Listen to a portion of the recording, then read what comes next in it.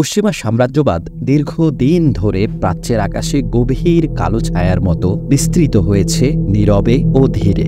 শিক্ষা, চিকিৎসা, সমাজসেবার নামে তারা এসেছে, ধর্মের কথা বলেছে, কিন্তু সেই ধর্ম তাদের। সংস্কৃতির আলো ছড়িয়েছে, কিন্তু সেই আলো পাশ্চাত্যের। মিশনারিরা তাদের কলমে এঁকেছে ইসলামের বিকৃত এক ছবি। তারা বিদ্যালয় গড়েছে, হাসপাতাল খুলেছে, দাতব্য প্রতিষ্ঠানের ছদ্মবেশে ঢুকেছে মুসলিম জীবনের গভীরে।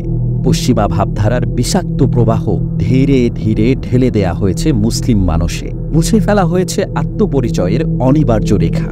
এই বই সেই প্রবাহের বিরুদ্ধে একটি ছোট্ট প্রয়াস, একটি উদাত্ত আহ্বান।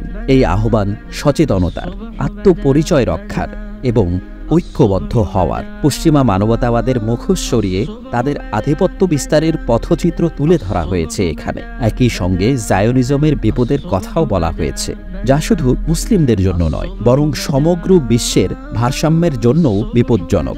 সাম্রাজ্যবাদ ও মিশনারি তৎপরতা। বইটি ইতিহাসের এই কালো দিকটি উন্মোচন করবে আপনার সামনে।